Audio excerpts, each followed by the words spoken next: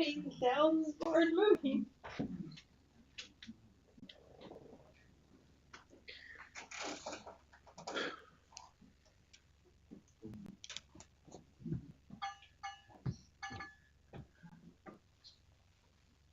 Did he say he was planning on trying to be here for the 6th, or was he going to shoot for the 7th? Come up here, so mainly it's more important For the second 7th. one than this one. It's 6 here. Go ahead and call to order the public hearing of the State of Loogootee Redevelopment Commission. We all stand for the pledge. Pledge allegiance to the flag of the United States of America, and to the republic for which it stands, one nation, under God, indivisible, with liberty and justice for all. Do a roll call. Dave Smith, Here. Dave Strange, Here. Samantha Alvarez is not here, Mark Cheese is not here, Augustine Jericho is not here. Mayor Brian Ader, Here. Attorney Stephen Seawall, Present. Clerk President Jericho. Well, we will officially open up the public hearing on this. I'll let Dennis Otten stand up and explain and give us all the information. Sure, thanks, Mayor. You mind if I come up and grab your podium? Fine. They might answer me. I got a big stack of papers here.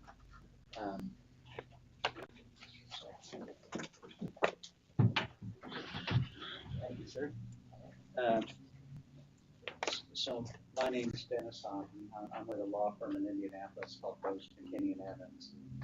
I had our public finance group there, so we do a lot of bond issues and economic development projects. Recently helped the city out with its sewer bond financings. So we've been working with the mayor and the redevelopment commission on potentially setting up some residential flip areas in the city.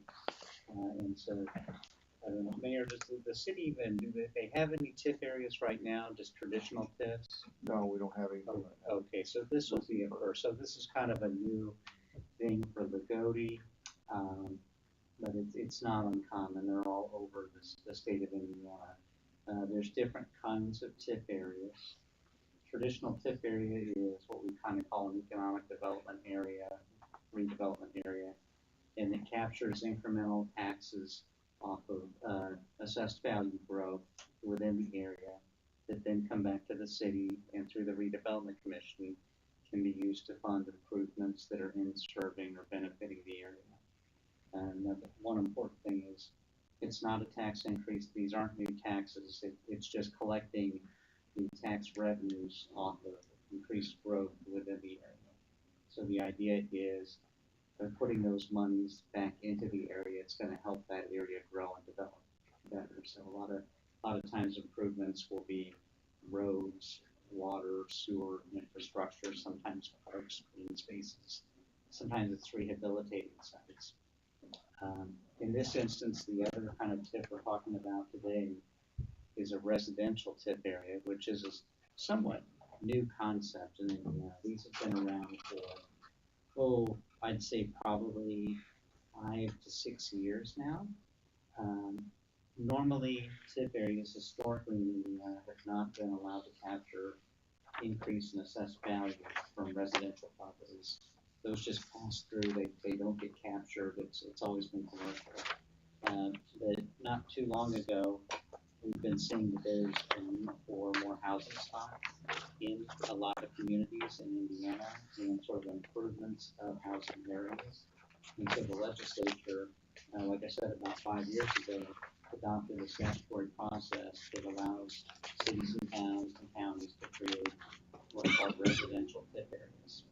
And that's what we're looking at tonight for the Redevelopment Commission, is in this instance 5 different areas, and we have maps of those areas and the parcels, and those areas will be set up as residential TIFs so that any future increase in assessed value of the property taxes from that could be captured, go back to the Redevelopment Commission, and then used to fund improvements that are in serving or benefiting those areas. And again, we're typically talking about roads, streets, drainage type improvements maintenance, utilities, Sidewalks. things that will make those areas better for residential living purposes and just better overall to help kind of encourage and promote more and better housing within the area. So this has been going on now for the last 5 to 6 years. We've done a lot of them across the state. They're very popular.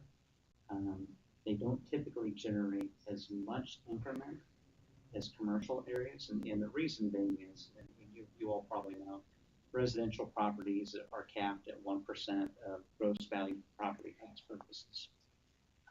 But at the end of the day, this does allow some funding to get captured to go back, and every dollar counts. And so I think that's what the city's trying to do here is capture some revenues. These properties have been identified because there's a thought that there's a need there for TIF areas in this way. It's not the entire city, but it's certain parcels that Mayor Redevelopment Commission have looked at and said, yeah, this makes sense here. We can set up a TIF area.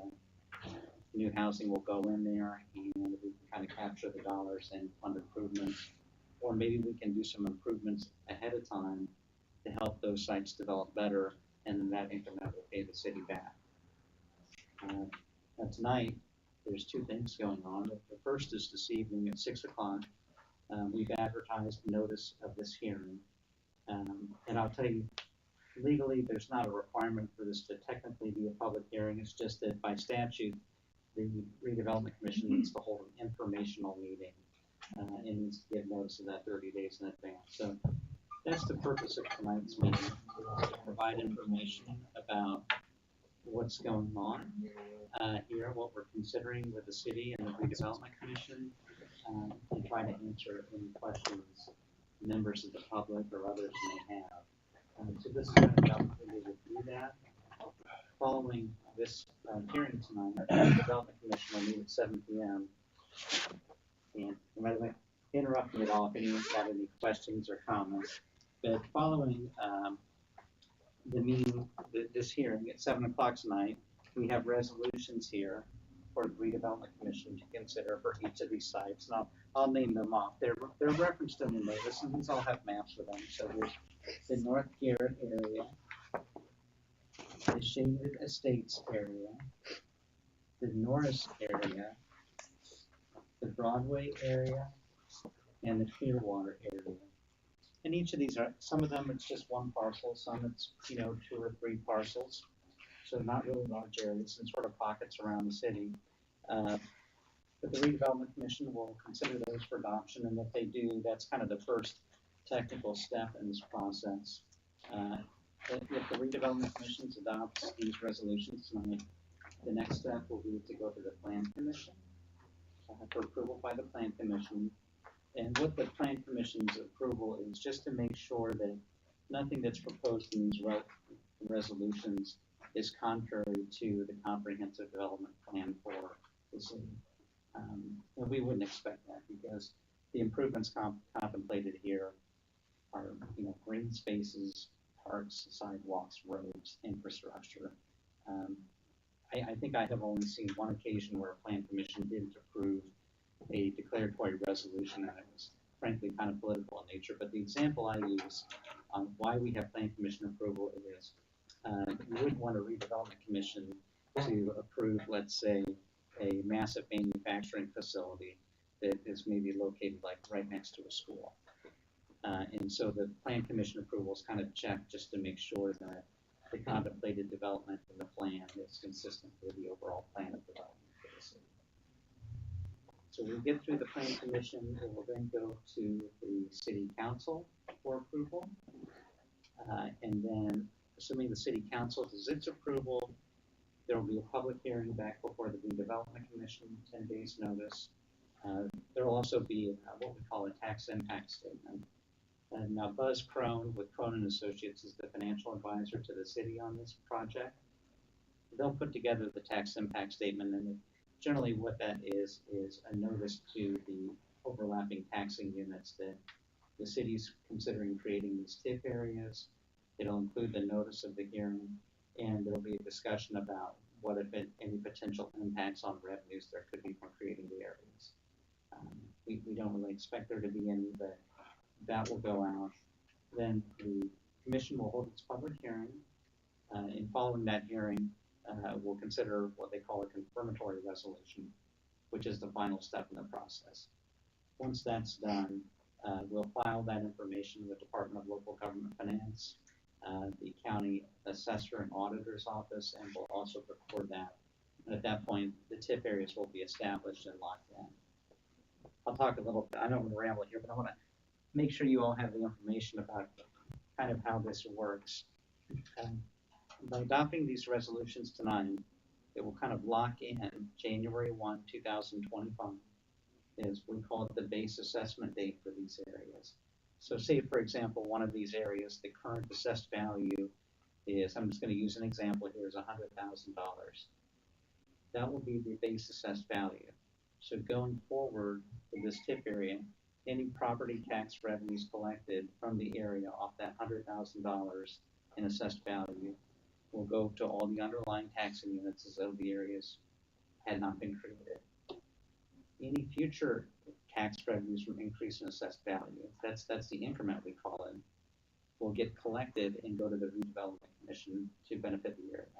So for example, if it's $100,000 now and it increases to $400,000 in the next couple of years, the $300,000 of additional value, the property taxes against that are collected from that $300,000 will come back to the city, and they can use that to fund improvements that are serving or benefiting the area.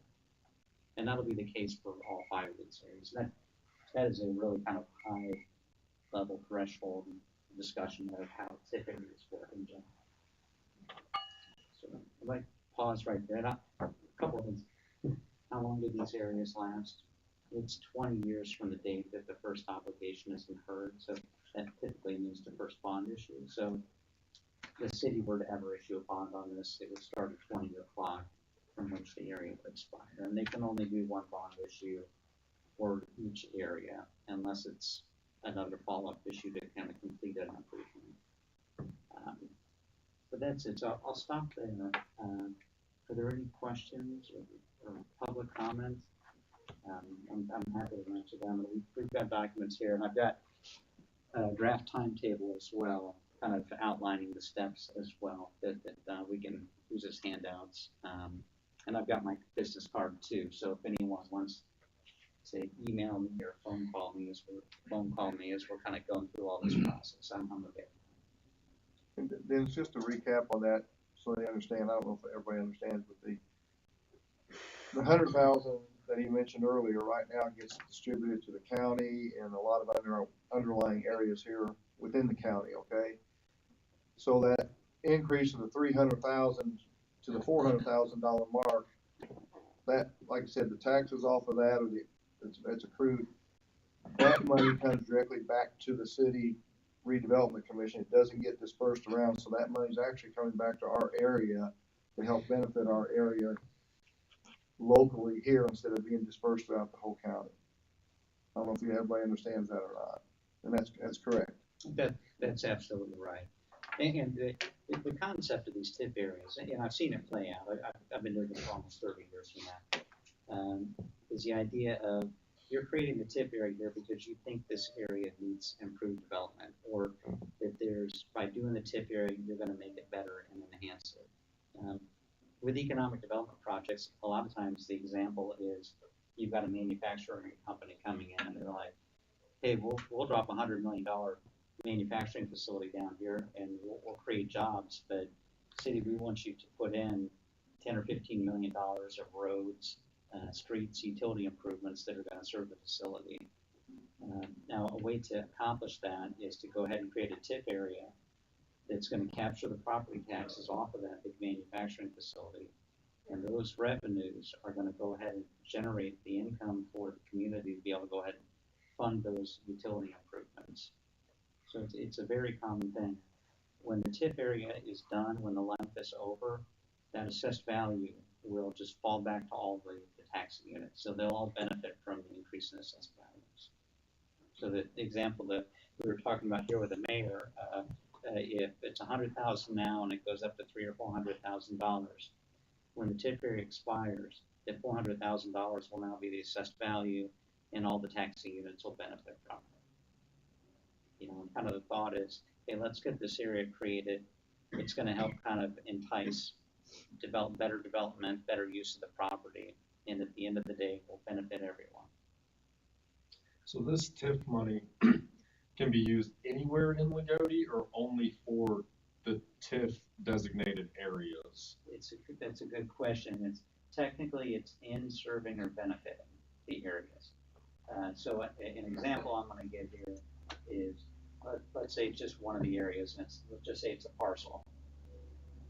Obviously, anything within that parcel, you could do some improvements for. So it could be clearing the site, it could be running kind of water sewer line into the site, sidewalks along the site. Once you get outside of that parcel, the city's got to make a finding that, hey, if we're spending monies outside of the area, there's some kind of a benefit to it. The best example I like to use for this is maybe you need to do improvements to the wastewater plant to get more capacity to serve an area. Now that plant obviously is not in your TIF area. Sometimes your plant's not even in the city, it's outside the city boundaries. But to get that service to that area, you might need to use some monies to fund the improvements. But you know, obviously it's a fact-sensitive call when you're doing that kind of thing. Now, it wouldn't make much sense if you had TIF money over here and you said, hey, we're gonna fund some, I don't know, like a park facility on the complete opposite side of town. That becomes more of a stretch to do that kind of thing. Is that? So the TIF money from one parcel might be helping another TIF part, or is it only for that specific parcel? It's that specific parcel. Now, theoretically, though, you could be doing an improvement that would benefit other areas as well. You know, I mean, when you do like a sidewalk improvement or a road improvement, let's say I've got this parcel here, and I got a road that runs along here that's all wonky, right? And there's bad access to it. And you're like, well, let's take some money and spend it on there to make better access to this area for public safety and just for better pedestrian transportation traffic. Now that might also benefit another TIF area over here. It's kind of mixing with how you might be helping them. But as long as you're satisfying that test of showing that you're benefiting this area by using those dollars, that's what we're really looking at. Which, do we have what's the word I'm looking for? Do we have an idea of how much this will raise in these TIF areas? Do we have a target of funds raised? I don't have that number with me. I don't have those numbers. You know, we could have sort of run some values and projections to kind of hand out to folks if they'd like to see it. But a good way of thinking about it is, you know, let's say you've got a 3-acre site. It's going to be residential houses built on those sites. You know, it's not going to be commercial properties. So, you know, how much value can you get out of a residential area on a 3-acre site? Maybe you can get $600,000 or $700,000. I don't know. And the current value of these areas is probably less than $100,000. So that's $600,000 at a 1% rate. Let's just say, doing my math, is that you know, $7,000 a year. Over 20 years, that's going to get you $120,000, $130,000. So we're not, like I said, we're not talking about big money here, but when you're talking about just fixing sidewalks and doing some general street improvements and beautifying the site, and also it can be a repayment mechanism. So if the city wants to take monies on hand now before the TIF comes in and maybe fund some of these improvements and repay itself, that can be a mechanism to do that. I know back up there where the Norris property was in, that's part of that, you know, going straight back where your family's at.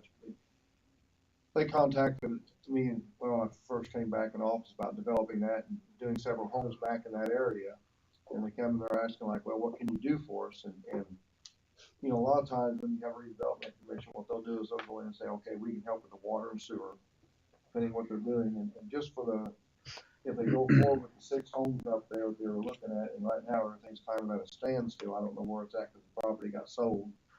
But Bo and I sat down one day just to run sewer line, water line with the hydrants and everything, we're looking over $100,000 that, On the Then the- Norris property. that the The old developer, Norris. yes, that the developer would have to do. So that's one thing the redevelopment commission can do is actually say, hey, we'll help you out. We do a TIF district, we get our money back over a period of time. That's how that kind of works, is what the word. But why does it include my property? Well, because I know they were looking at possibly buying that area too, from what I was told. It's just whatever straight behind Norris is all the way back through. I know that there was some talk about put everything in one to do it one time. If you don't do anything, it doesn't cost you anything. It doesn't cost us anything. We don't gain anything from it. It just sits as it is. We're just trying to capture everything we can at one time instead of having to go back and redo it. If it ever does. So it won't affect your property anything other than the fact it's in there. And if you ever decide to build a building or do something on it, then that's where we would gain the tax difference from the level of what it was. Where it's currently assessed at, the time you put a building, we'd get that extra tax off of whatever type of building it was. So for now, utilities would not go in there? No. It would only go in there if there's gonna be a future development. And the key is your taxes are based off the assessment the county does. That's the key. That's not gonna change. If you do anything, they'll come out and do their assessments like they do every year or every other year or whatever they do. The big key for us is that the money comes to the city now as opposed to the county. So we can actually do something with the money to help the developments out. So that's probably the biggest thing. I'll tell you, I do TIFs all over the state, and a lot of times we'll do TIF areas, traditional TIF areas, not residential TIF areas. But they'll be kind of in downtown areas. That seems to be kind of a hot spot. Folks are trying to kind of like spruce up their downtown. Maybe they want to do some, sidewalk or facade improvement programs, or just help improve some of the buildings downtown, and we'll draw these areas. And sometimes it's just about impossible to draw the areas without including some households, just because of the way buildings have been structured. But if your property is in there, like I said, there's no taxes generated from this. There's no power of eminent domain. You wouldn't even really notice it's in there. But like the mayor mentioned, in this case, if you have increased assessed value, it will get captured, but it would actually come back to benefit you because you'd be kind of in that area. Which if somebody then put like some really nice houses there, that would increase your assessed value of your property, which would more greatly increase your taxes. You're saying if someone builds a higher value property next to your property, Suddenly my property, instead of being worth $50,000 because there's these more expensive homes sitting there, suddenly my property value is $100,000 because other people want that area. So now my tax liability is much higher because more people have come in. Like you start putting sidewalks in, there's easier access to sewer. That's all going to increase property value, which is its own thing. Like, I'm not saying that's necessarily negative, but that would also increase my taxes, correct? well, you're talking about the potential of if your site is a place where it's growing in popularity and property values are going up, theoretically, your assessed value goes up, you're gonna have a larger tax bill because of that. Again, you'll be capped at the 1%, but you'll also be benefiting by that your property value is now worth more. So if you would sell it, you would generate, you'd have the profits from that. If you have an issue with your assessed value growing too high, you can always challenge your assessment with your assessor by filing a tax. I've not seen that the issue really kind of raised as a real concern for folks, because I hear what you're saying on the one time. It's kind of like, yeah, I'm making more money at work, I got to pay more in taxes, but I'm benefiting too because now my value's gone up. And maybe that's a better thing for you because your value's gone up because of the money that the city has put into these areas.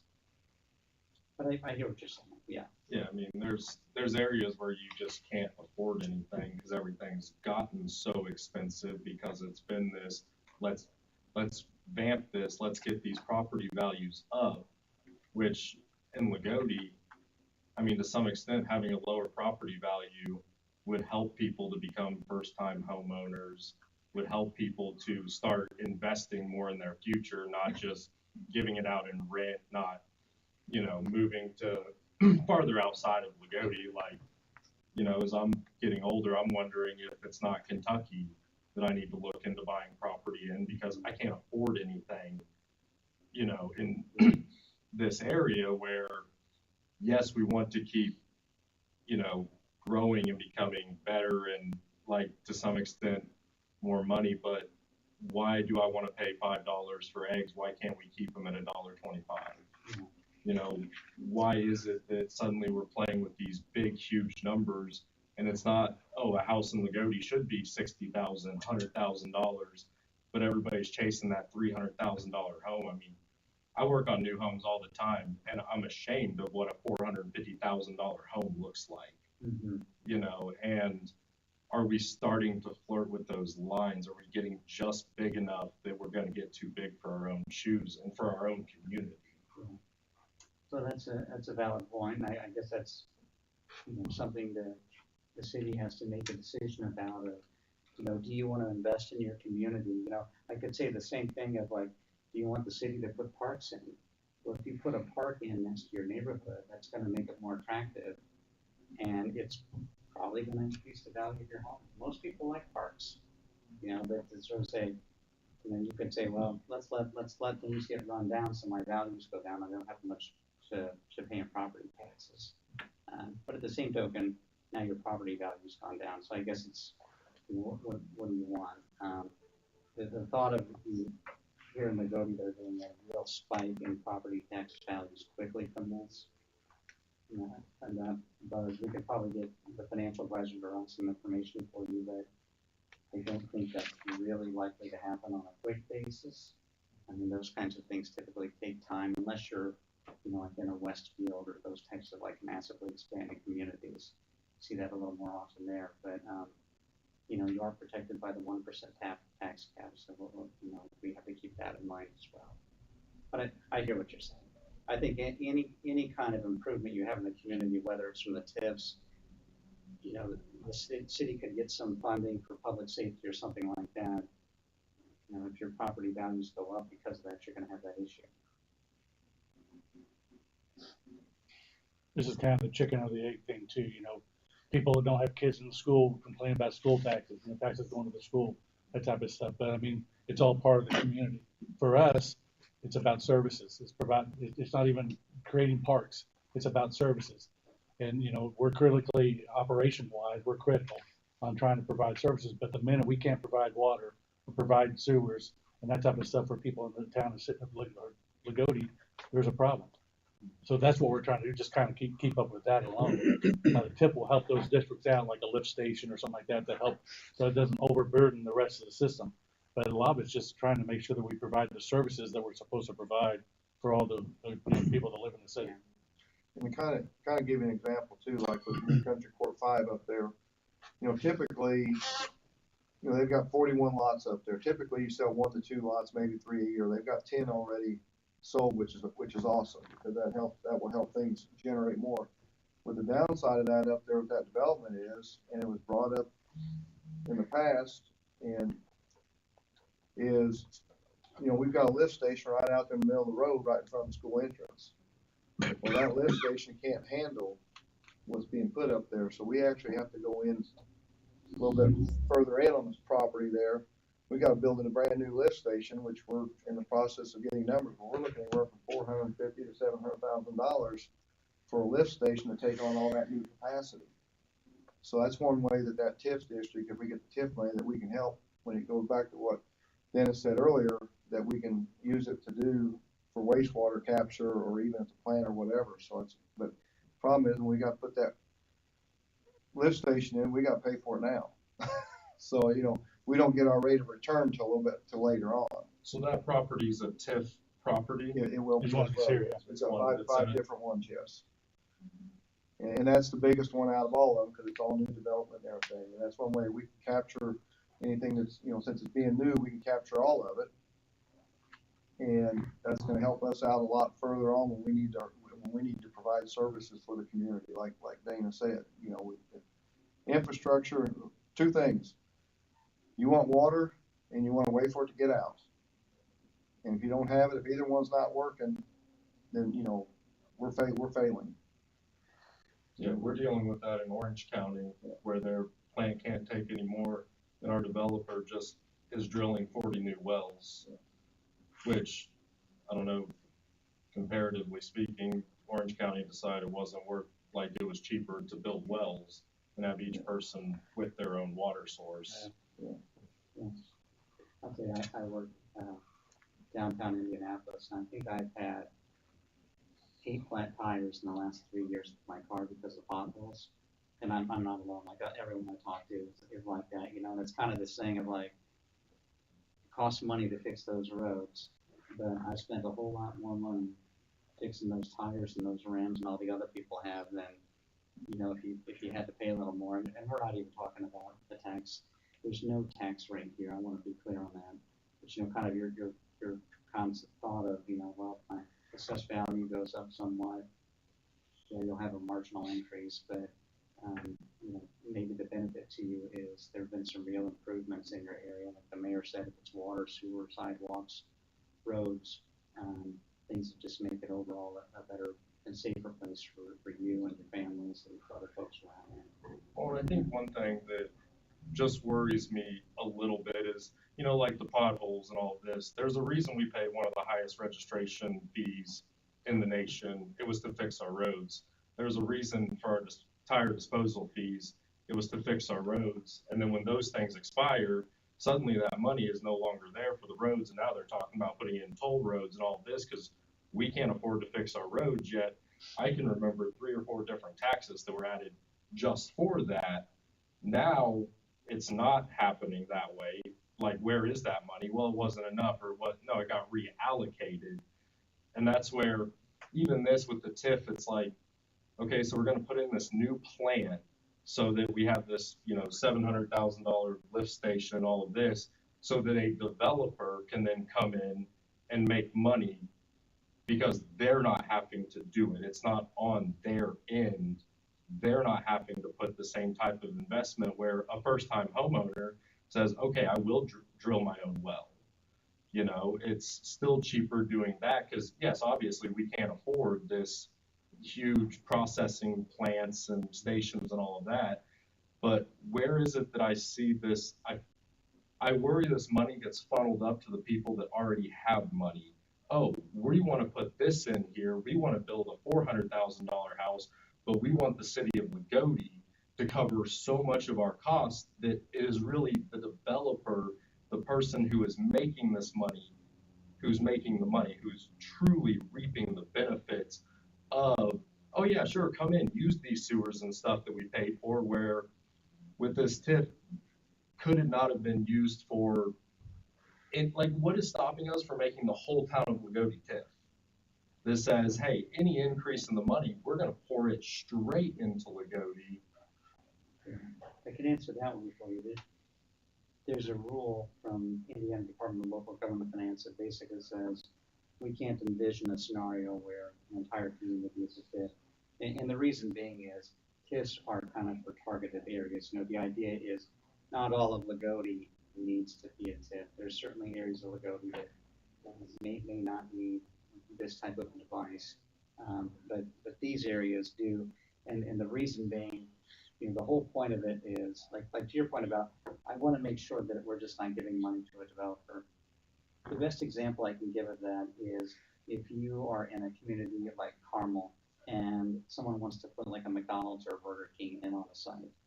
Well, you're never going to use a TIF and give that an incentive for that because that's just going to happen. The same thing's true a lot of times for a supermarket. A business that is just going to happen. So the idea with the TIF is nothing's happening or what's happening isn't satisfactory. It can be better. And that's a judgment call, you know, for the city to make. And that's why we're having this, you know. Do we have sites in the community that we think should be developed? Maybe they're languishing. There's a need for housing stock, but no developer is willing to come in and do anything because there's this burden of public infrastructure that's not being addressed. And I don't just see it here, I see this all over the state.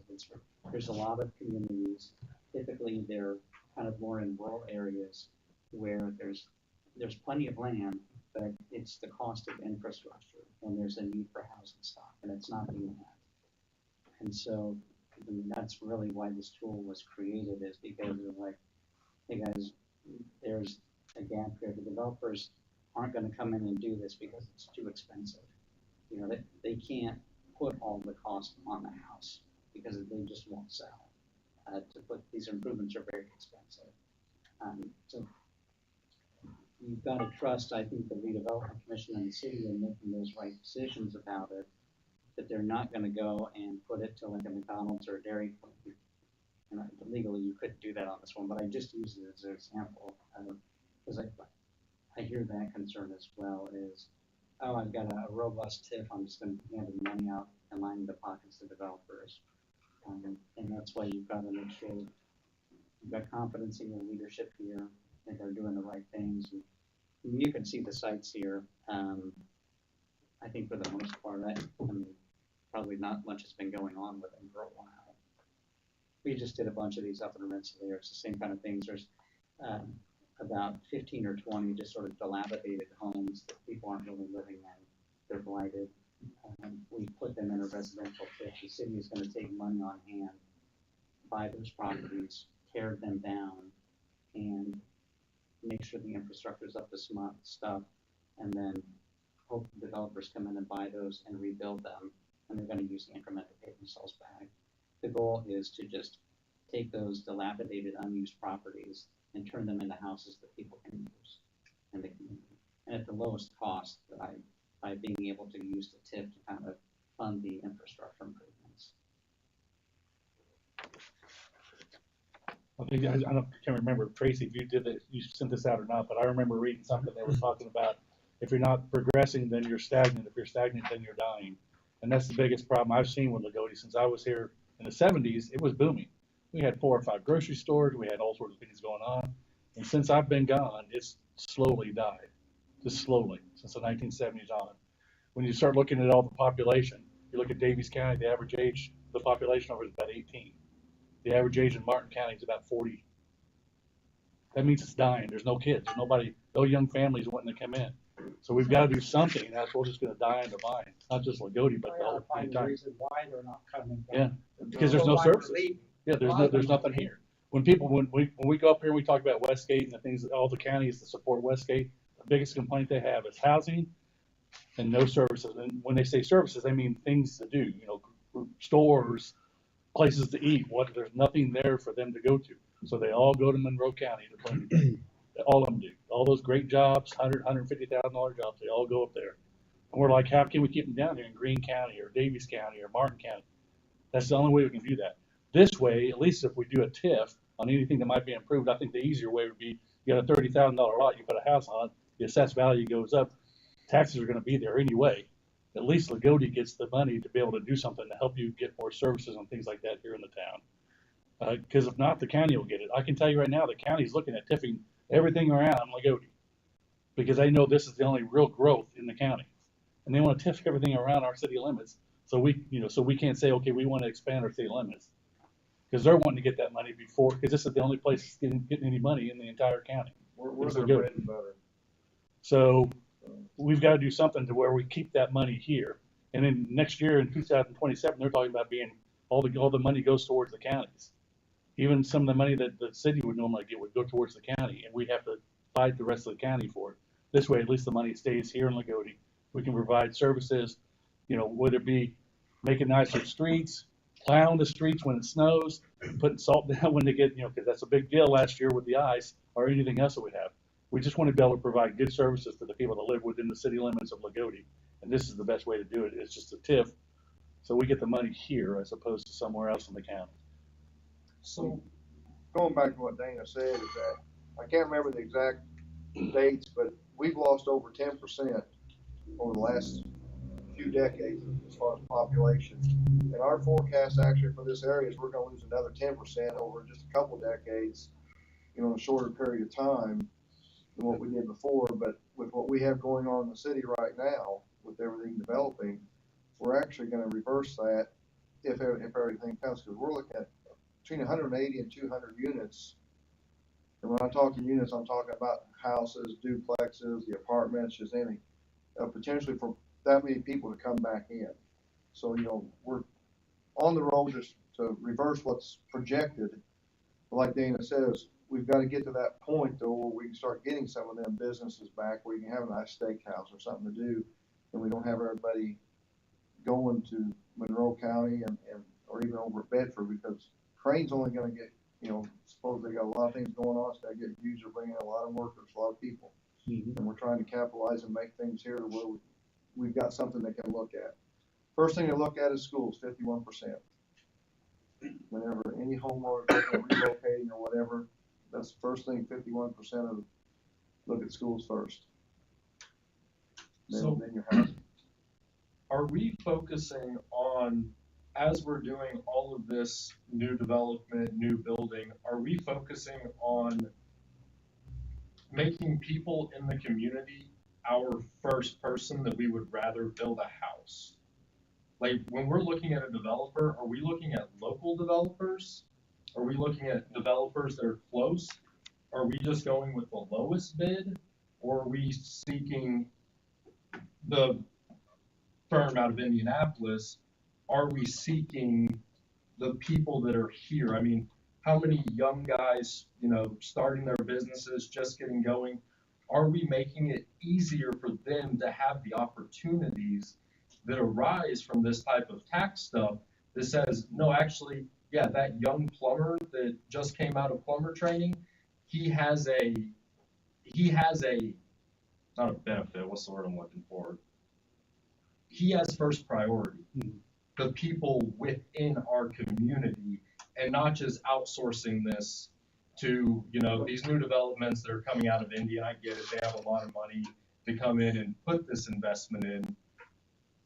Is our focus on, like, the workforce that's going to be building that, are they local? I can answer that. They've actually interviewed several different people here in the area to do a lot of that stuff. The problem is some of the locals have turned it down because it's too much for them to do, because they don't have the manpower and the people to do what needs to be done to get it done. I know that was one of our concerns when we first looked at all that. We were asking that same question of, okay, are you going to bring a bunch of people in from the outside? Because we won't, on particularly them. Now, the new housing, that's up to whoever buys the property and the homeowner. That's up to them. But for this one here, we actually, the Oak Street project, yeah. Was very adamant, myself was, that we try to get as many locals as we can. And I know they ended up getting a different contractor, so I don't know where all that stands at this point, but I do know that there was a few of them that were interviewed here that showed interest, but they backed out because it was too much. It's too big of a project in a short period of time to get done. But a lot of the duplexes and apartments, the smaller, that's just local people investing in the town. I mean, whether it be, you know, somebody rebuilding a house over here. I'm trying to think, Chad Wade's house over here. Yeah. I mean, that was a pretty rough looking property. He's building 2 houses. That's a local investor, local builders. Everything's happening here. And I'd say most of the stuff that's going to go in at her at the country courts is probably going to be Marv Wagler and local builders again. So Joe, the developer with the apartment, he guaranteed we will look locally for everything we can do. But at some point, you know, you got to do what you got to do. So if you don't have enough folks there to do it, then you got to move on. But I'd say most of the buildings that's happening here, even the ones that are wanting to do the shady estates up here, Jake Miller, he's local. And he's already dropped $1 million in there doing infrastructure and everything to build this, you know, this senior living up here. That's him investing in local stuff here. So it's, you know, we try to help out. We're always local first. We always, Yeah. That's always part of our negotiations. United Excavating is the one doing the groundwork and dirt work and stuff out there. We can, I mean, there are no one's capable, really big enough to do it around here out of Montgomery. So I mean, that's local, you know. So instead of having someone coming out of Evansville or Louisville or something like that, you know, but that's one of our biggest things is we want to try to do everything local as we can. Well, at some point, are we outgrowing our britches again? Oh, these projects are too big for us to handle as a community. That might be because it's a 50-unit apartment complex up there. But That might be, that's- but most of the duplexes and the apartments and the houses that are being built, that's all local builders. And that's people investing locally too. So the apartment complex is a little bit bigger. But other than that, everything else has been local folks. We would love, kids go off to college, be able to come back, get a job at Crane, have a place to live here and raise their families here. That's one of our main goals, is to increase our population. And, it takes time and plans like this to make that come to fruition. I can't, the number of kids that I taught through the years that had to leave, said, I'd love to come back. There's no place to live, there's no place to work. And so we don't put something in place, it's going to die out totally. And that goes back to your question is, what is enough to sustain what we have, or what do we need to get to maintain what we have and sustain it? And we really don't know the answer to that because it changes daily, but we're doing our best. We're talking a lot and trying to figure out what it is, which direction we need to go, and how we want to do it. And like we brought up, Mr. Miller out here, he's already got $1 million invested. Well, now he's come back and asking us for this and that. We're sitting there saying, hey man, you put the cart in front of the horse here now. So we're going back and looking at stuff like that and trying to figure out which way to go, and what they're asking for and what we're willing to give, or thinking about giving, or helping out, because we want the development. We're looking at potentially 32 duplexes out there, or buildings out of them 32, you're gonna have 64 places to live. And it is geared toward 55 and higher though. The age of 55 and higher, but they want to make a community out there. So we've got to look at what that impact's going to be to our system, and I'm talking infrastructure. And that's one thing we're looking at. Okay, you got roads, you got to have sidewalks, you got to want street lights, you got to pave the road, you got to have water and sewer out there. So there's a lot of intricate parts here, and it's something new for the city because we haven't had this much development at one time. Yeah, you may get a couple of houses a year, but we got duplexes and everything going up all around us. I mean, literally all over the place. You can't find property fast enough because someone else is buying it up behind the scenes already. And people may downsize to move into this new community out here that Mr. Miller's putting in, which would open up people selling their homes for people to buy and move into our area. So it's advantageous in that aspect too. Hoping it creates a domino effect for that. So what are our major industries in Loogootee? Because we talked about like the jobs, they don't have a job here, right? What are our major jobs in Loogootee? Well, as far as actually in city limits, got the school. Yeah. Got Midwest Engineers. You go outside, you got Lock Miller Machine and Tool. You have Premier. Used to be the old feed mill and everything. I'm gonna say Crane and you got Westgate. Is it Tool and Die here on the east side? Yeah, it used to be the Chevy And, dealership. J&R. J&R. And you have Crane. Crane is great, but Crane also hurts us in a way too. But I mean, Crane is great. It's a huge asset for us. But when you look around, I mean, other than the farming, in your local small businesses, we don't have any. You got gypsum over at Shoals, both gypsum plants. So, but as far as here in Loogootee, it's not. And to tell you the truth, I mean, even when I first came back from the Army, and I started working down at Kimball, the first place I started looking for a place to live was Jasper, because there was nothing here. There was no apartments, there was nothing. So here I am working at Kimball, working on an assembly line and stuff, and that's the first place I went. We want to keep those people here, whether it be the apartment complex we're doing, or even smaller homes and stuff, those beginning homes. So that's what we're trying to do, is get it so we can keep everyone here, not just the college educated ones like we're talking about at Crane, but everybody. We want our kids to stay here, but they don't. So this is our way of trying to make sure that kind of happens at all levels of income, regardless. So I mean, the apartment complex, there'll be guidelines, but for the most part, it's based off income. So you can have a brand new apartment working down at Kimball and working and living up here, right next to your family, and being right there every night. And even if you have a kid, mom and dad would be working on it and being the babysitters. We want to keep that here, as opposed to going to Jasper or Bloomington or anywhere else. And I'm blessed because 2 of my girls out of the 3 live here in Loogootee, and 5 of my grandkids live here. The other 3 are in Washington. But I'm blessed to have them that close. But I don't want to see them get out of school and leave either. So we're trying to, that's one reason we did the redevelopment commission, is trying to get our brains together. And it's not just us, we are out talking to other council members, other people in the community and stuff like that. And I appreciate you coming out tonight and the questions that you've asked. I think they've been very good questions, and I appreciate that, you know. And it's been nice to have other people come that's potentially there, but, you know. You've heard about the will tax, right?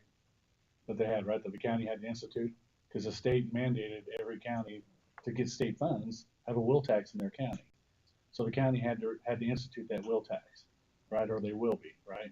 So it's not any different here. I mean, we're just trying to make sure that the TIF, the money actually stays in Loogootee, so we can actually give better services for everyone that lives here and entice people that want to stay here, whether it be getting another grocery store or whatever, maybe not another Mexican restaurant. We've got quite a few of those, but you know, everybody goes with them and they love them. So that's all we're trying to do, is make sure we keep our dollar here in Loogootee, is really what we're trying to do. You know, when I buy gas, I get it only in Loogootee. I don't, you know, if I need gas, I'm in Jasper, I'll drive back to Loogootee before, because I want to make sure that we have a grocery store here. I want to make sure we have these gas stations here. I try to eat as much as I can in Loogootee, because I want to make sure that stuff is here. Because look at Shoals. I mean, they just lost their only grocery store because they weren't there. The people weren't there. So that's all we're trying to do, is make sure that dollar stays here, that TIF dollar stays in Loogootee, so we can actually get better services. So hopefully other folks will want to stay here too. That's what we're hoping. Yeah. And to tell you the truth, we're planning for. I mean, we're getting a long-range plan right now. You know, we're getting all that done like the county is. the TIF dollars is minor if you really think about it, because some of the things that they require is that you have a redevelopment commission, and then you have a comprehensive plan. Those two things put together, you can start asking for grants all over the place. And to tell you the truth, Loogootee's benefited greatly from grants over the last few years. So we're hoping to keep on getting more money from grants so we can give better services and not take it all from the TIF. But the TIF is a minor part of that. So we just have to organize that stuff and make sure that the state and the people that give the grant money understand we're doing everything we can as a city to give our population what they need. The grant money will come. Because the crossroads, millions of dollars we've gotten. We've got a lot of new roads paved and things. So we couldn't afford to do that if it wasn't for those grants. from last year to this year, we've literally got $2.5 million of money for asphalt, for all the asphalt and the work being done. First $1.5 million was 25% match. This last one was 20% match. So we're basically doing $3 million some odd dollars worth of asphalt work by this next summer. Then we're gonna go for another round in June or July, whatever. And that includes curbs and sidewalks and. And we had there's a lot of cities and towns out there that literally didn't get any money.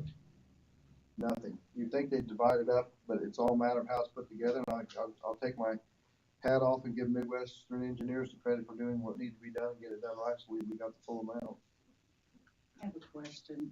Were the landowners notified that this was taking place? Because I know that they weren't. And it was kind of shocking when you see your parcel listed in the newspaper. It's really scary when there's nobody to talk to. Thanksgiving. Well, I apologize. We did not. I mean, it was just, you know. I mean, it comes out in the paper. These people see their parcels and all these codes and right now we got the mid-state corridor and all this going on and land being taken away.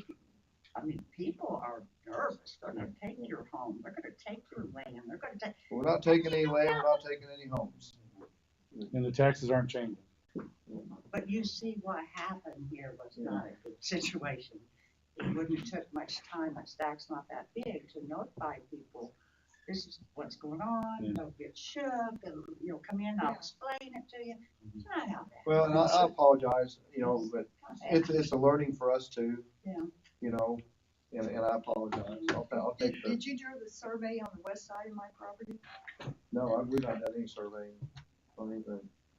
It's been surveyed recently. Yeah, no, We don't know. We don't know. have no idea. So you feel, you start You know, feeling when I like saw this, I was like, oh, you guys.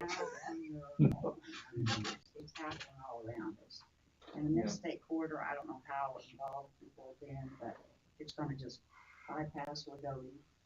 We're gonna see what, happened in Petersburg, cutting off access roads. I've gone to meetings, heard I'm sure it was Braun, before he was governor, was talking to an Amishman, and very few of them show up to meetings, they just don't do that. But there was a couple, and he was telling them, you know, how this would benefit them. He didn't tell them how they're gonna cut off that access road, just like I-69 did on the other side of the county, of Davis County. Now they're gonna do the other side of Davis County. These access roads are cut off. And I said, you know, I kind of interrupted, it wasn't very nice, but I said, to the Amishman, I said, did he explain to you you're gonna cross 4 lanes of traffic? It's not a 4 lane. But it's 2 lanes going one way, it's 2 going the other. We're going to cross 4 lanes of traffic to try to get into our town of Loogootee. And our Amish, they spend the money in Loogootee. Yeah. Well, So I hope that our community is involved we are. in this, because 69's a little too close for us to think that's gonna be some benefit to our town. It's not. It's not. I think it's gonna be a lot harder for Du Bois County to swallow when they were asked for a $200 million bill to help fund it. So, we don't have that kind of money in Martin County. Yeah, well, when this first started, Braun was not the governor, and they said the final decision will be on his desk, and when it was Braun, I was like, oh boy, we are in trouble now. So I think a couple cycles ago, the entire county, all the politicians in the county wrote a letter basically saying they vote against the Mid-States Corridor in Martin County. They're gonna re-energize it with the current population of politicians, probably in the next month or so, saying that they do not, you know, want the Mid-States Corridor. We all agree with the existing roads, making them better, making, you know, there needs to be a passing lane, that kind of stuff. Yeah, and it was, but I think it got pulled back. Yeah, so, cause I was excited about that too, a couple of years ago when they had $175 million they were gonna allocate, Yeah, I and it called got them pulled on back. Yeah. 75 million, they did pull that back. Yeah. Cost of construction was coming in higher in other places, and they had to use that for other places. Now, will TIF be less if the storage buildings go up there on North Street? Would that make our property values go down? Oh, And you when- know how, are you talking about income housing? No, storage buildings No. gonna go in on North Street, But I'm saying both, low income housing when that, and storage buildings would increase your property value. Where we're at on North Street, would they be going in at? right across from my property. Right behind Donna's barn. I'm lost. Right there on that road? Yeah. Okay. We just sold, I don't know, several months ago. Okay, I'm lost, I apologize. 2 guys bought it and they're gonna put storage buildings in. Which I've heard about. And it's residential area, which I don't understand how they can Well, put it's storage gotta be, buildings. I don't have it in front of me, but it'll have to, they can't just put storage buildings there unless it's been rezoned for that. And even if it's not rezoned, I mean, there's somebody trying to do a triplex over here, or over by Los Amigos, and it won't fit in that spot. But that's his plan. That's the same guy's plan? I don't know if it's the same guy, but that's his plan, to put a triplex in there, and we're like, that doesn't fit. So we're doing a meeting next month, to talk about that and see how we can make it work or not make it work, or however. And that's him putting a triplex in a residential area. So, yeah, I'm not too happy about all the storage facilities going up everywhere. But, I mean, they have to come to us to get the approval to be able to build them, so. And the city council is the one who really governs that, so. I mean, everything happens behind the scenes and it goes to them, but, yeah, I don't know. But we haven't seen anywhere anybody's proposed building storage units over across from your property. I'll talk to them, that's what they said. Yeah. That might be their plan, but, Not gonna happen. yeah. Who is it? Sir? Can you say? Any other questions? Coming up on 7 o'clock here.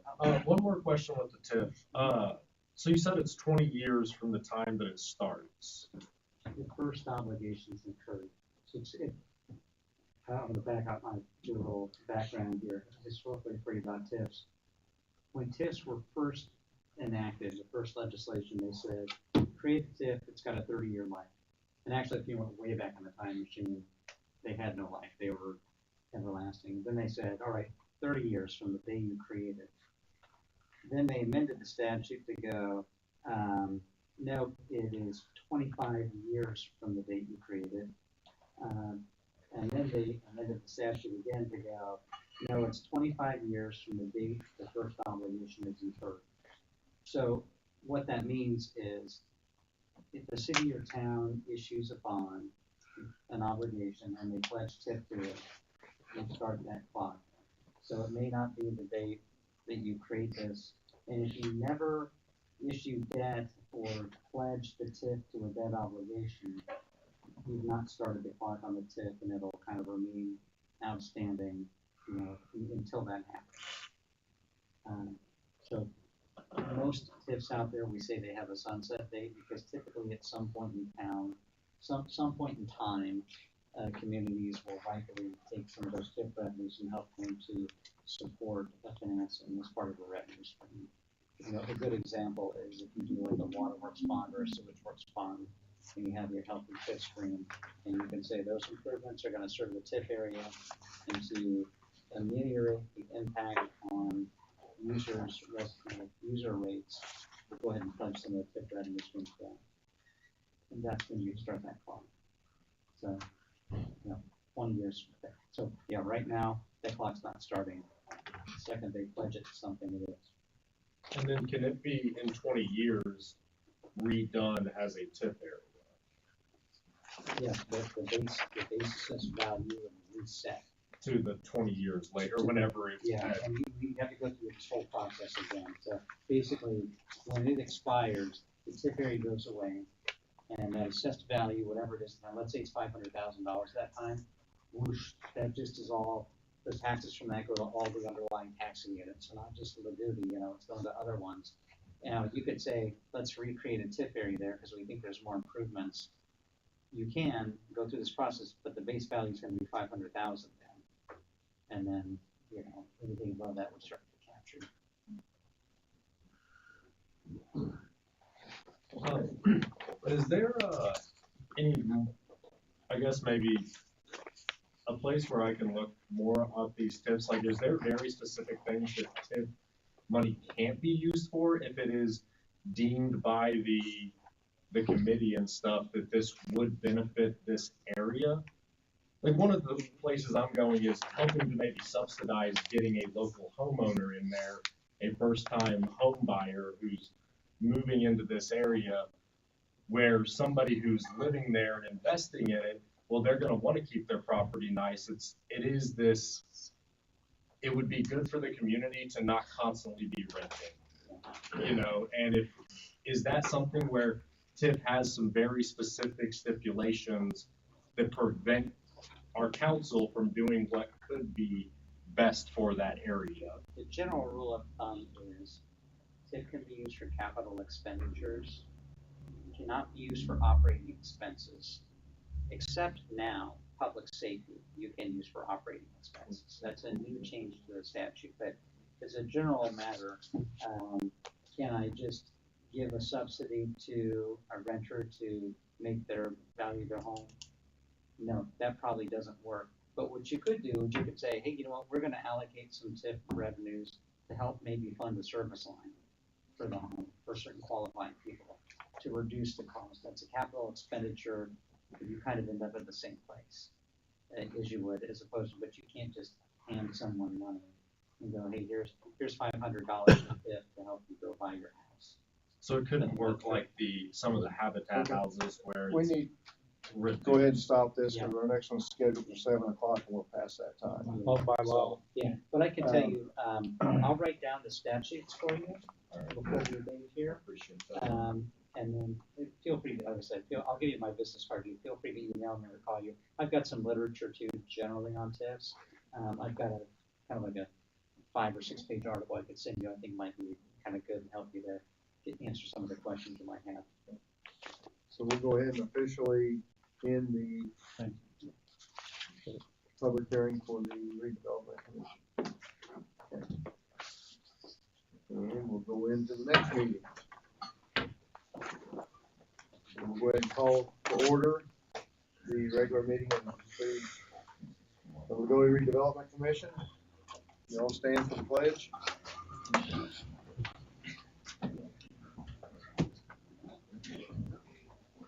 pledge allegiance to the flag of the United States of America and to the republic for which it stands, one nation, under God, indivisible, with liberty and justice for all. Roll call. Nate Smith, Here. Dan Strange, Here. Mark Chief, not here, President Jericho, Here. Miss Albert, not here, Mayor Brian Ader, Present. Mary Stephen Duval, Present. and Clerk Treasurer Jericho.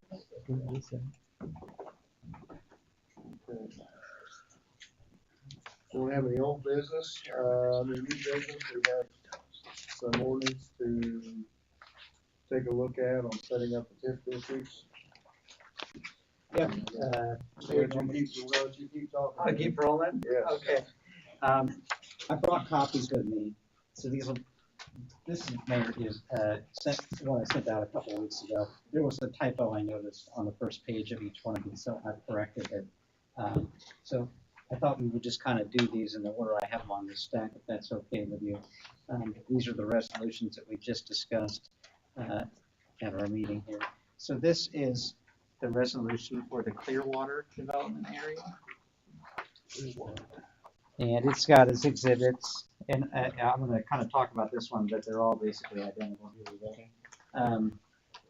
We have the residential housing plan attached to it. Kind of talks about the proposed improvements. Again, these are like infrastructure type improvements. We've got the map of the area attached and then kind of the parcel numbers for this area. And on each one of these, what we'll want to do is have a resolution number assigned to it before you consider it for adoption. And then, unless there's any questions, we just want to take these in order. We've got 5 of them tonight. And so on each one, we'll need a resolution number and then just a motion to consider for adoption and a vote. And then on each one of them on page 5 is the signature page. And before I leave tonight, I'd like to get a copy of them, assuming you adopt these, get signed copies, and I can scan them, and Steve, I can get you copies as well, Mayor, and all that stuff, but we'll want to have the originals for the record. But, so with that, any questions? So this is this lot right over by the nursing home. Is that the one where the homes are already being built there? Poplar Street. On Popular Street over there. Lori, do you have a resolution number? Got it. This would be the next number, so we'll start with that one. Okay. 2025-5. It's gonna be on the first thing on the Clearwater. So it's just that one little lot. That's just that one little lot. Yeah, I think they're like, take the 4 homes to go up there. How many? I think there's only 4. 4 that they're gonna put in. And they've only got a couple. Got a couple. 2 already built, ain't there? Or 3.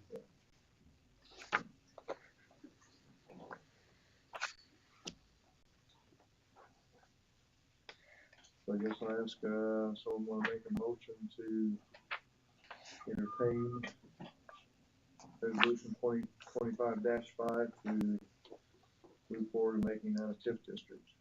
I'll make a motion. Okay. Second. All in favor? Aye. Motion carried. You all want to, or I've got one right here. We can hand them around for you guys to sign.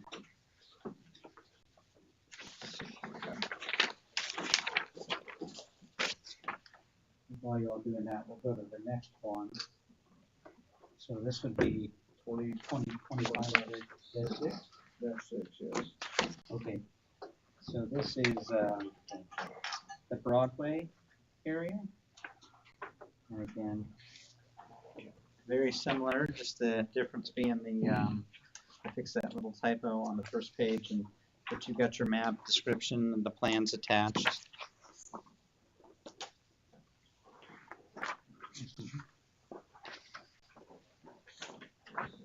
Is everybody familiar with where these places are at? Sheila, are you familiar with where these places are at? All of them. I'm sorry, Marlene. Please. Sorry. Sorta. The, first one was over by the, nursing home over on Poplar Street. The second one's out here where you see the Richester property on the west side of town. So that's where this next one is here.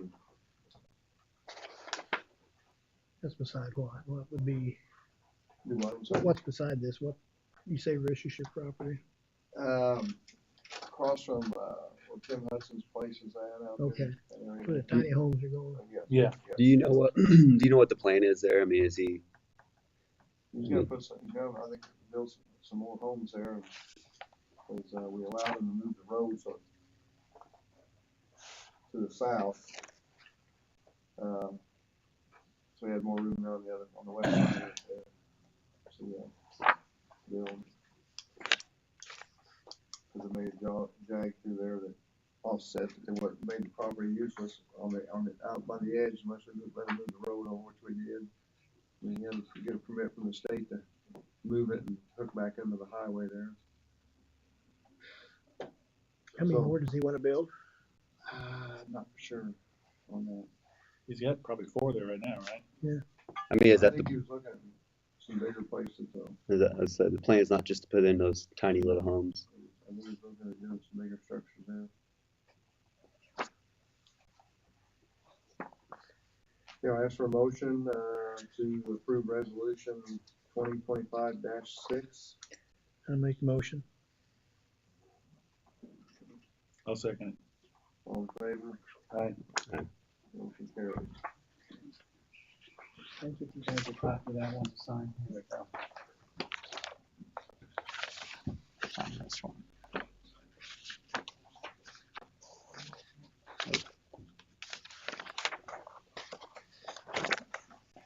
All right, while you're signing that one, we'll go to the next one.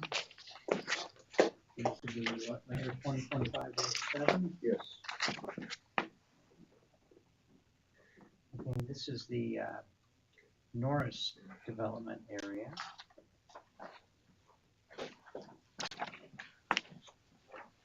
And same thing on this one. I think what you guys probably want to look at is just the map and the description to tell you what the area is. Again, it's unchanged from what we circulated before.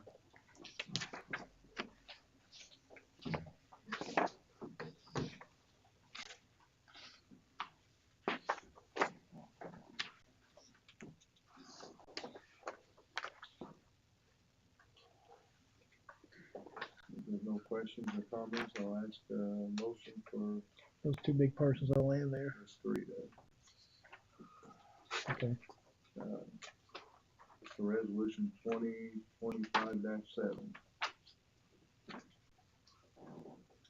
What's the plans for there, do you know?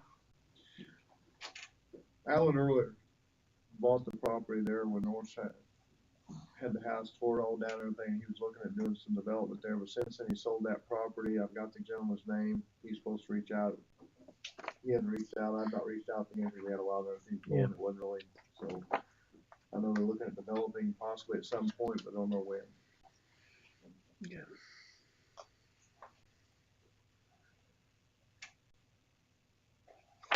And they still have to go through the building commission to do that, so.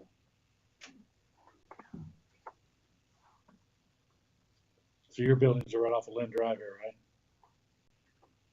Sorry? Your buildings are right off of Lynn Drive here? Uh-huh. Okay. Mine aren't in line. But I have 2 acres on On the other side? Drive in Norris. Okay. And that's why I'm doing that.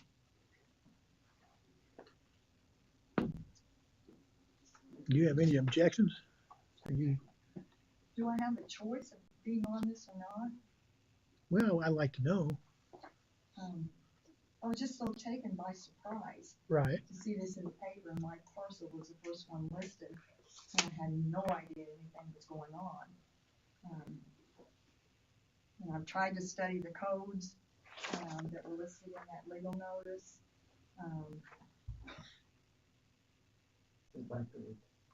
Well, yeah, there were some things. One thing I did find out, that the city could not take away the domain. You know, 'cause somebody obviously wants my property and is deciding what to do with it. No, I'm not dead yet. Well, they won't be able to take it without you agreeing to sell it. you know, and it's not for sale. Yeah.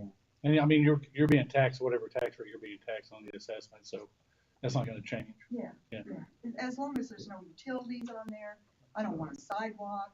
I mean, it's, No, this just basically is if you ever do decide to sell and someone develops, or if you want to develop it, it allows us to go in and have it in Yeah. instead of redoing it. and that's fine. Everything from here with your property is status quo as it is. Yeah. So it just is a. Yeah. Since we're doing the one, you know, and there was some talk about some other properties, I might just throw everything in. And, you know, if something happens, fine. If something doesn't happen, fine, you know. But it doesn't change the status of your ownership or anything like that, taxes or anything like that. It's just same as it is. It doesn't change the ability to put easements in and things No. like that. Okay. No.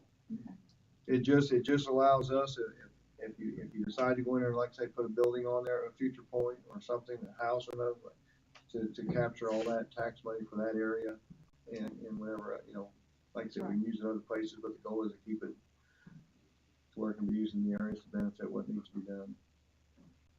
Are you okay with it? Yeah. I mean, because we don't necessarily have to vote on this one, but I mean, I want to be sure you're okay with it, feel comfortable with it. I'm okay. Okay. You all stand by your word. Absolutely, I will. Absolutely, we all will. I'll I make a have to, motion. she used to babysit me when I was little, so I have to, right? I used to work for her dad. Yeah, so do I. I think I've done Loogootee work for him. Yeah. I'll make a motion to accept that. She's okay with it. Okay, got a motion, I second that. second, all in favor? All right. Motion carried. And this one, here's the signature page for this one. Two more here, so now we're on 2025-8. Yeah, yes. Okay, this is the shaded estates area. This is behind the car wash. The old shady estates.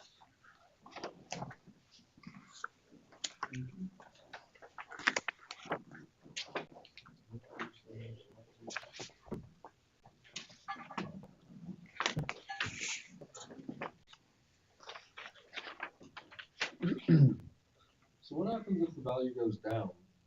Do they charge you a penalty for it? No, this is a good question. I would just take a second on this. That is where we have what we call tax decrement. We want increment. We don't want decrement. And if you have tax decrement, well, I mean, you'd effectively, if the whole area had decrement, you just wouldn't get anything.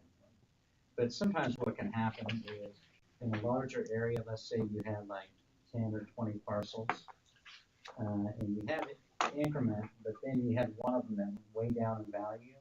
You know, it's like dropping an anchor off the side of your boat. It starts weighing you down and slowing you up.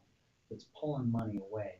So if the original base value was 100,000 and now it's 50, you have 50,000 to make up what you need from your other improved areas. And so we call this pruning. Sometimes in larger TIF areas that are kind of robust and functioning, we'll kind of work with like Buzz to go in there and we'll look at the properties and we'll find out the ones that, if there are any that are creating decrement, and if it makes sense, we'll go in and pull those out. We just did this in Lafayette. Lafayette has got a lot of historical big TIF areas. And we did a program last year where we went through all of them. And it was actually quite involved and complex, but by pulling out those decrement properties, I think it's gonna save them like $600,000 a year. Wow. So we hope that never happens, but it can. I have an example of another area where we had a hospital that turned from a for-profit hospital to a nonprofit. And you can imagine the value of a hospital, you know, that's a lot of money. And it created a huge hole. And so it was, we call it kind of the donut TIF, because it was in the middle of the TIF area, so we pulled it out and there was literally like a donut now around the TIF because that happened. But yeah, it can go that way. Good question. I was thinking sinkhole, but the new tap over in Shoals would be a good example. That whole building just kind of collapsed over there. So that affects the taxation all around it. Yeah. And so things like properties getting dilapidated, damaged, fire, turning to nonprofit use or governmental use are the things that we keep an eye out for. And if you kind of do the math to say, is it enough of a drag to warrant kind of doing this pruning exercise? And so something to kind of keep an eye on. But that's the kind of thing, Buzz will do that for you. He'll keep an eye on this stuff for you. We'll entertain a motion on 2025-8. I make the motion. I second that. All in favor? Aye. Next up, 2025-9. The big one. Okay, 2025-9. I've got the North Garrett. Our last one. So same thing guys, just the other one.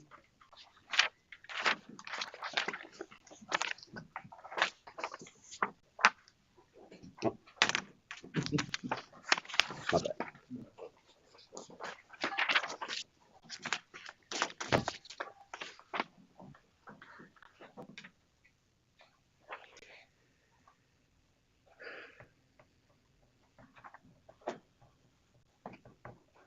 Country Court, right? So that's the church there, and then the church, yeah. Retirement or something. Yeah, the drive there. Oh, yeah. We'll work on it. Be nice. Anybody want to I'll make a motion. Okay, Dana, I second that. second by Justin, all in favor? Resolution passed.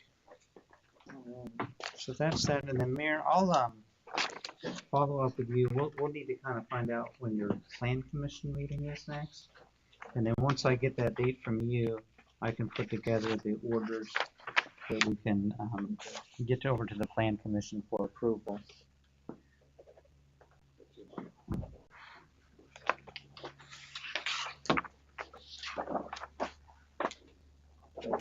That kind of does it for tonight on these, Anything else? Ask for a motion to adjourn. I make the motion. I'll second it. Who seconded that? Dana. Dana, okay, all in favor? Aye. All right, thank you.